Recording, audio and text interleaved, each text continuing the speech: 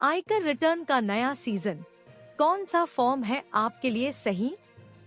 नमस्ते दोस्तों, आपका स्वागत है हमारे जीआरटी बिजनेस चैनल पर। आज हम आपको बताएंगे कि आयकर रिटर्न फाइल करते समय आपको कौन सा फॉर्म चुनना चाहिए। नए वित्त वर्ष की शुरुआत। नए वित्त वर्ष 2024 से 25 की शुरुआत हो चुकी है और इनकम टैक्स डिपार्टमेंट ने रिटर्न फाइलिंग पोर्टल पर विभिन्न आईटीआर फॉर्म्स को फिर से इनेबल कर दिया है। इसके साथ ही इनकम टैक्स रिटर्न भरने का नया सीजन शुरू हो गया है। अब आप असेसमेंट ईयर 2024 से 25 के लिए कभी भी इनकम टैक्स रिटर्न फाइल कर सकते हैं, जिसकी डेडलाइन 31 जुलाई तक है।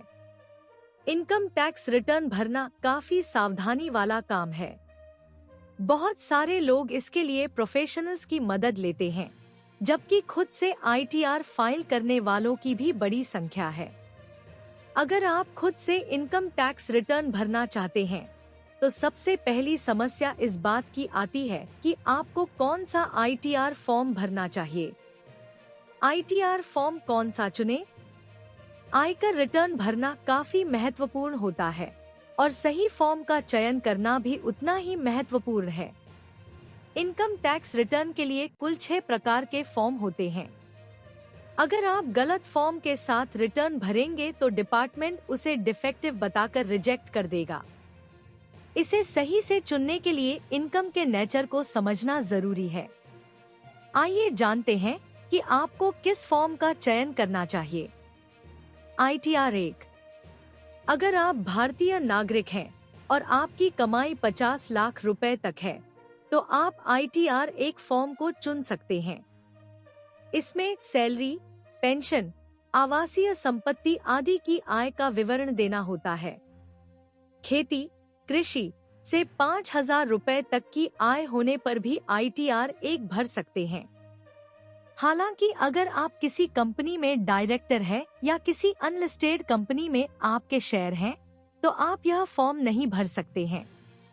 आईटीआर 2। यह फॉर्म 50 लाख रुपए से ज्यादा की कमाई वाले व्यक्तियों के लिए है, जो किसी बिजनेस से प्रॉफिट नहीं कमा रहे हैं।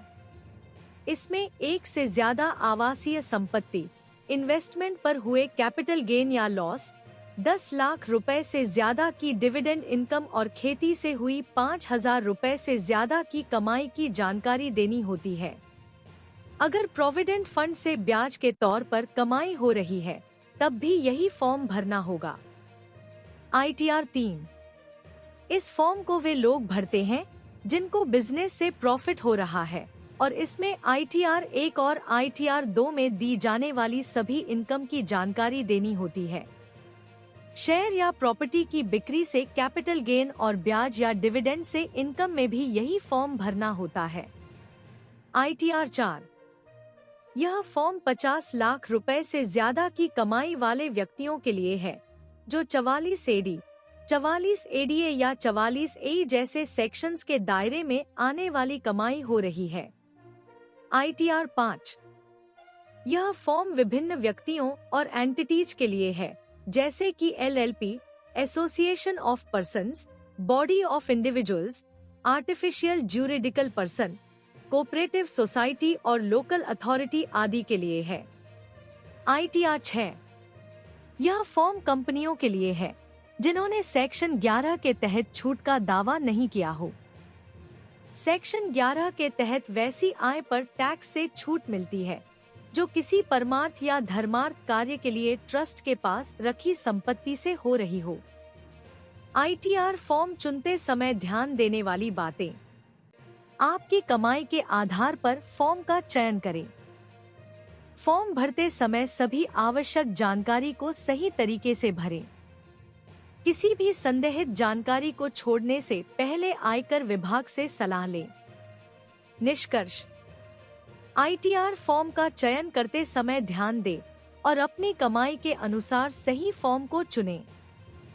अगर आपको अभी भी कोई संदेह है, तो हमें कमेंट बॉक्स में पूछें। हमारे चैनल को सब्सक्राइब करना न भूलें और अपने दोस्तों के साथ शेयर करें। धन्यवाद। अगर आपको यह वीडियो पसंद आया हो तो हमारे चैनल को सब्सक्राइब करें और वीडियो को लाइक और शेयर करें। धन्यवाद और अगली बार तक अलविदा।